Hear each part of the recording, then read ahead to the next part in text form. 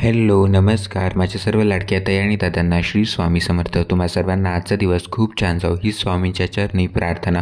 तर आज होती गणेश चतुर्थी, म्हणजेच जे गणेश चतुर्थीचं व्रत आहे तर ते मी करतो, म्हणजेच गेले 1 वर्ष झाले मी हे जे गणेश चतुर्थीचं जे व्रत आहे तर ते मी करत आहे। तर आता पहिल्यांदा जे दूध आहे तर ते मी गरम करून घेतलं, नाहीतर मग ते आता उन्हामुळे जास्त खराब होतं किंवा नासलं जातं, त्यामुळे पहिल्यांदा मग दूध गरम करून घेतलं। त्यानंतर आता जे पूजेला सामान लागणार होतं तर ते काढण्यासाठी मग मी सुरुवात केली। तर पूजा म्हटली की सकाळी लवकरच उठावे लागते, त्यामुळे मग सकाळी लवकर उठलो, त्यानंतर आंघोळ वगैरे केली, त्यानंतर जी पूजेला फुलं लागणार होती तर ती आणून घेतली। आणि आता जी पूजेला आता सामान लागणार आहे, जसं की आपल्याला म्हणजे जे आपण पूजेमध्ये सामान यूज करतो तर ते अशा प्रकारे मी पहिल्यांदा काढून घेतो, जेणेकरून मग नंतर आपल्याला अडचण जात नाही। म्हणजे जेव्हा आपण मग पूजा मांडणी करतो मग आपल्याला एक एक गोष्ट आठवते, नंतर मग आपण उठत राहतो, त्यामुळे मग मी एकदाच अशा प्रकारे सर्व जे सामान जे पूजेला लागणार आहे तर ते अशा प्रकारे काढून घेतो। त्यानंतर जी फुलं आहेत तर ती आज मला भरपूर सारी फुलं जी आहेत तर भेटून गेली होती। त्याचबरोबर आपल्याला या दिवशी गणपती बाप्पांना हराळी वाहावी लागते, म्हणजेच हराळीचा खूप मान आहे, ज्याला आपण दुर्वा देखील म्हणतो। तर 3 पानांची जी हराळी असते तर ती आपल्याला गणपती बाप्पांना अर्पण करायची असते, तर ती देखील मला भेटून गेली। आणि कलश मी म्हणजेच कोणतीही पूजा असो तर मी कलश स्थापना करतच असतो पूजेमध्ये, म्हणजेच मंगल कलशाची स्थापना मी पूजेमध्ये करत असतो। तर त्यासाठी मग मी अशा प्रकारे आंब्याची पाने इकडे उपलब्ध आहेत, तर मग मी आंब्याचीच पाने जी आहेत तर ती लावत असतो। त्याचबरोबर मला जी फुलं आहेत तर ती देखील आज भरपूर भेटून गेली होती, म्हणजेच आपल्याला गणपती बाप्पांना जी जास्वंदाची फुलं वाहावी लागतात, म्हणजे जी घंटेची फुलं आपल्या गणपती बाप्पांना खूप प्रिय आहेत, तर ती देखील मला आज भरपूरशी भेटून गेली होती। त्याचबरोबर तुम्हाला मी अगरबत्ती देखील दाखवली की मी ज्या अगरबत्त्या आहेत त्या यूज करतो, आणि त्या अगरबत्त्या मी ऑनलाईनच बोलवल्या। तर त्यातील एक जास्वंद अगरबत्ती आहे तर तिचा जो वास आहे तर तो खूप छान आहे, त्यामुळे म्हटलं मग आज गणपती बाप्पांची आपल्याला सेवा करायची तर ती गणपती बाप्पांचीच अगरबत्ती लावावी। म्हणजे ती जी अगरबत्ती आहे तर ती जास्वंदाच्या फुलापासून तयार होते, त्यामुळे मग म्हटलं पूजेमध्ये आपण त्या अगरबत्तीचा यूज करावा, त्यासाठी मग ती अगरबत्ती मी काढून घेतली। त्याचबरोबर आज गणपती बाप्पांची सेवा करायची होती, त्यासाठी हा जो लाकडी साचा आहे माझ्याकडे गणपती बाप्पांच्या नावाचा तर तो मी आजच्या पूजेमध्ये यूज करणार होतो। आणि त्याचबरोबर जी बॉर्डरला आपलं म्हणजे पूजेमध्ये बॉर्डर साईड राहून जाते, मग त्या जागी रांगोळी काढण्यासाठी अशा प्रकारे जे बॉर्डरचे साचे माझ्याकडे आहेत तर मी त्याचा पूजेमध्ये यूज करतो। त्याचबरोबर जे वस्त्र पूजेला लागणार होते तर ते देखील मी काढून घेतले। आणि आता जी स्वामींची माझी आता 21 दिवसाची सेवा चालू आहे तर त्याच्यातली आजचा होता 7वा दिवस, तर आज वाचायचा होता अध्याय 7वा। तर सर्वात पहिल्यांदा मी ते दिवा प्रज्वलित करून घेतला, आणि तुम्ही उजव्या साईडला बघत असाल तर तो दिवा 21 दिवस म्हणजे आपल्याला प्रज्वलित ठेवायचा आहे। तर माझी म्हणजेच कोशिश आहे की तो दिवा म्हणजे 21 दिवस आपण तसाच चालू ठेवावा, पण जर सहसा जर विजला तर मग पुन्हा आपल्याला तो प्रज्वलित करावा लागतो। त्यासाठी मग अशा प्रकारे जो माझ्याकडे मोठ्या साईजचा दिवा होता तर तोच मी पूजेमध्ये यूज केला, जेणेकरून मग त्याच्यामध्ये एकदा तेल टाकलं तर दिवसभर तो राहतो, आणि एकदा दोनदा फक्त लक्ष दिलं तर मग तो दिवा म्हणजे जळत राहतो। तर सर्वात पहिल्यांदा जेव्हा मी जी फुलं आहेत तर ती अर्पण करून घेतली। जसं की मी तुम्हाला सांगितलं की आज मला बरीचशी फुलं मिळून गेली होती, तर ती देखील मग मी देवांना म्हणजे त्यांच्या जागी अर्पण केली। त्याचबरोबर आज गणपती बाप्पांना अभिषेक देखील करायचा होता, कारण आज संकष्टी चतुर्थी होती। तर आज गणपती बाप्पांची जी माझ्याकडे मूर्ती आहे म्हणजे आता मी घेतली होती तर त्याचा देखील व्हिडिओ आपल्या यूट्यूब चॅनलवरती आहे, जर तुम्ही बघितला नसेल तर नक्की बघा, म्हणजेच आपण नवीन मूर्तीची स्थापना कशी करावी तर त्या व्हिडिओमध्ये मी पूर्णपणे डिटेल माहिती दिलेली आहे, तर तुम्ही तिथून चेकआउट करू शकता। आणि त्यामध्येच मी सांगितले की गणपती बाप्पांची मूर्ती आहे तर ती देखील मी कुठून घेतलेली आहे। तर ही जी गणपती बाप्पांची मूर्ती आहे तर ती मला खूप आवडली, त्यामुळे मग मी त्यांच्याकडून बोलावून घेतली। आणि गणपती बाप्पांची मूर्ती खरोखर खूप छान आहे, जर तुम्हाला मागवायची असेल तर तुम्ही त्यांच्याकडून मागवू शकता।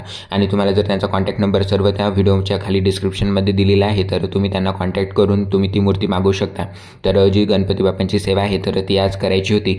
त्याचबरोबर जे गणपती बाप्पांचा अभिषेक आहे तर तो देखील करायचा होता, म्हणजेच जेव्हा आपण गणपती बाप्पांचा अभिषेक करतो तेव्हा गणपती अथर्व शीर्ष म्हणत आपण गणपती बाप्पांचा अभिषेक करायचा आहे, म्हणजेच ही सेवा देखील आपल्या हातून घडली पाहिजे। तर त्याचबरोबर सर्वात पहिल्यांदा तर मी जी स्वामी सेवा आहे तर ती करून घेतली, कारण पूजेची मांडणी ही देव घराच्या समोर असते, त्यामुळे मग एकदा पूजा मांडणी केली तर नंतर मग जी स्वामींची सेवा आहे तर मग ती करता येत नाही। त्यामुळे मग अशा प्रकारे पहिल्यांदा जो मला अध्याय वाचायचा होता म्हणजेच आजचा होता 7वा दिवस, तर आज वाचायचा होता अध्याय 7वा। तर पहिल्यांदा मी तो वाचून घेतला। त्यानंतर महाराजी जपमाळ आहे तर ती मी करून घेतली। त्यानंतर महाराजांची जी आरती आहे ती मी करून घेतली, कारण म्हटलं मग आता गणपती बाप्पांची जेव्हा आपण सेवा करू तर तेव्हा मग पुन्हा महाराजांची जी आरती आहे तर ती करता येईल। आणि त्यानंतर मग आता पूजेला मी इथे मांडणी सुरुवात केली। जसं की तुम्हाला मी प्रत्येक व्हिडिओमध्ये सांगत असतो की हे जे देवघर आहे तर ते मी इथे रूमवर स्वतः तयार केलं, कारण म्हणजे मी आता बाहेरगावी जॉबसाठी आहे, त्यामुळे आपल्याला प्रत्येक ठिकाणी जे देव आहेत तर ते नेणं शक्य होत नाही, त्यामुळे अशा प्रकारे जे देवांचे फोटो आहेत तर ते देखील मी इथेच तयार केले। म्हणजे म्हणजेच आपल्या हातून जी देवांची सेवा आहे तर ती घडली पाहिजे. तर त्यासाठी मग अशा प्रकारे मी थोडीशी प्लॅनिंग केली की आपल्या हातून जी स्वामींची किंवा ते दुसरे देवी देवता आहेत तर त्यांची सेवा घडली पाहिजे. त्यासाठी मी अशा प्रकारे म्हणजेच जे देवघर आहे तर ते तयार केलं. म्हणजेच स्वामी आपल्या हातून सेवा करूनच घेतात. म्हणजे स्वामींची इच्छा जर असली तर कशी पण ते स्वामी आपल्या हातून सेवा करून घेतात. जसं की आता स्वामी माझ्या हातून करून घेत आहेत तर मला म्हणजे स्वामी सेवा करायला देखील खूप छान वाटतं. जी चतुर्थीची पूजा आहे तर ती मी मांडत असतो. म्हणजेच अशा वेगळ्या प्रकारे म्हणजे जी कलशाची स्थापना असते तर ती देखील मी करत असतो. तर सर्वात पहिल्यांदा मी खाली स्वास्तिक काढून घेतलं. त्यावरती जो माझ्याकडे छोटा पाट आहे तर तो मी ठेवला आणि त्यानंतर गणपती बाप्पांना प्रिय म्हणजे लाल रंग तर त्या रंगाचे मी वस्त्र अंथरून घेतले आणि सर्वात पहिल्यांदा जे दिवा प्रज्वलित करून घेतला. त्यानंतर दिव्याची पूजा करून घेतली. यानंतर जी गणपती बाप्पांची माझ्याकडे मूर्ती आहे तर हिचा देखील म्हणजेच अभिषेक करून घेतला. म्हणजे जे आपल्याला गणपती अथर्वशीर्ष म्हणत गणपती बाप्पांच्या मूर्तीचा अभिषेक करावा लागतो आणि सर्वात म्हणजे श्रेष्ठ मानणारी सेवा ही गणपती अथर्वशीर्षाचीच म्हणजे मानली जाते. चतुर्थीच्या दिवशी तुम्ही एकदा तरी गणपती अथर्वशीर्ष हे नक्की वाचा. त्यानंतर जो माझ्याकडे गणपती बाप्पांचा फोटो आहे तर तो देखील मी पूजेमध्ये ठेवला.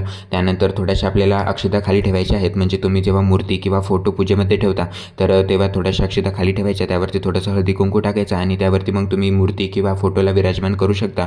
तर पहिल्यांदा जो फोटो आहे माझ्याकडे तर तो मी इथे पूजेमध्ये ठेवला. त्यानंतर जी गणपती बाप्पांची मूर्ती आहे तर ती मी पूजेमध्ये ठेवून घेतली.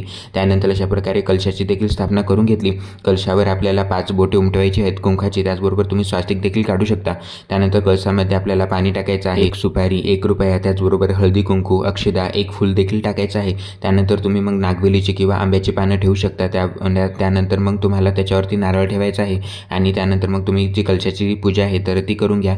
याचबरोबर म्हणजेच आपली आता जी पूजा आहे तर ती रांगोळीशिवाय अधुरीच राहते. त्यामुळे अशा प्रकारे मी रांगोळी जी आहे तर ती काढून घेतली. तर हा जो रांगोळीचा साचा आहे तर हे देखील मी ऑनलाईनच बनवले. तर तो देखील व्हिडिओ तुम्हाला लवकरच पाहायला मिळेल की मी जे ऑनलाईन साचे बनवले तर ते कुठून बनवले. तुम्ही त्यांच्याशी कॉन्टॅक्ट करून तुम्ही ही मागवू शकता. म्हणजे त्यांची जी रांगोळीच्या साच्यांची क्वालिटी आहे तर ती देखील खूप छान आहे.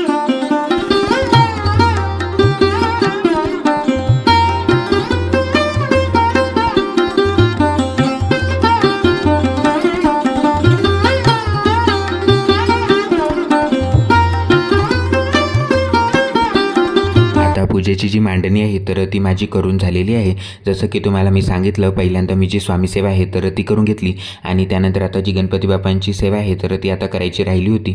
सर्वात पहिल्यांदा जी पूजा मांडणी आहे तर ती मी करून घेतो आणि त्यानंतर आता जी म्हणजेच आपण गणपती बाप्पांची जी काही सेवा करणार आहोत तर ती मग मी नंतर करतो. तर आपण या दिवशी गणपती बाप्पांच्या कोणकोणत्या सेवा करायच्या आहेत तर सर्वात महत्त्वाची सेवा म्हणजेच गणपती अथर्वशीर्ष हे तुम्ही या दिवशी नक्की वाचा. किंवा मग तुम्हाला मुलगा किंवा मुलगी असेल तर त्यांच्या म्हणजेच शिक्षणासाठी देखील तुम्ही त्यांच्याकडून हे म्हणून घेऊ शकता. म्हणजे जे गणपती अथर्वशीर्ष आहे तर हे तुम्ही त्यांच्याकडून म्हणून घ्या. म्हणजेच गणपती बाप्पा जे आहेत तर ते बुद्धीचे देवता आहेत. त्यामुळे मग गणपती बाप्पांची जी सेवा आहे तर ती तुमच्या मुलांना नक्की करायला लावा. म्हणजे त्या दिवशी गणपती बाप्पांना तुम्ही तुमच्या मुलांच्या हाताने हरळी किंवा जे घंटीचं फूल असतं तर ते तुम्ही अर्पण करायला लावा. तर याचबरोबर तुम्ही गणपती बाप्पांची अजून कोणती सेवा करू शकता. त्याचबरोबर गणेश स्तोत्र तुम्ही या दिवशी म्हणून घेऊ शकता. त्याचबरोबर सरस्वती स्तोत्र, प्रज्ञाविवर्धन स्तोत्र, नवग्रह स्तोत्र. तर आता हे जे स्तोत्र मी तुम्हाला सांगत आहे तर हे जे नित्यसेवा स्तोत्र मंत्र पुस्तक आहे तर याच्यामध्ये ही पूर्ण डिटेलमध्ये याची माहिती दिलेली आहे. आपण गणपती बाप्पांच्या सेवा कोणत्या केल्या पाहिजेत किंवा वारांनुसार आपण कोणत्या सेवा केल्या पाहिजेत तर या पुस्तकामध्ये सर्व जी माहिती आहे तर ती दिलेली आहे. जर तुमच्या आजूबाजूला कुठेही स्वामी केंद्र असेल तर तिथे तुम्हाला हे पुस्तक मिळून जाईल. तर यामध्ये वारांनुसार आपण स्वामींच्या कोणत्या सेवा केल्या पाहिजेत त्याची देखील संपूर्ण माहिती आहे. आणि जर तुमच्याकडे म्हणजेच हे पुस्तक जर नसेल तर तुम्ही यूट्यूबवरून देखील हे जे मंत्र आहेत जे स्तोत्र आहेत तर ते तुम्ही यूट्यूबवर लावून सुद्धा ऐकू शकता. म्हणजेच ही देखील सेवा तुम्ही करू शकता. तर अशा प्रकारे जी गणपती बाप्पांची सेवा आहे तर ती आता माझी चालू होती. म्हणजे जे वाचन वगैरे असतं तर ते मी करून घेतलं. त्यानंतर जी गणपती बाप्पांची आरती आहे ती मी करून घेतली. त्याबरोबर जो मला नैवेद्य दाखवायचा होता म्हणजेच आज आता मला देखील उपवास होता तर मग आपण उपवासाला जे करतो तर तेच आपल्याला गणपती बाप्पांना दाखवायचं. आणि जेव्हा आपण संध्याकाळी उपवास सोडतो तर तेव्हा आपल्याला तो नैवेद्य गणपती बाप्पांना दाखवायचा असतो. आणि आपली जी चतुर्थीची पूजा आहे तर ती मग दुसऱ्या दिवशी उचलायची असते. तर तो व्हिडिओ तुम्हाला उद्या येईल.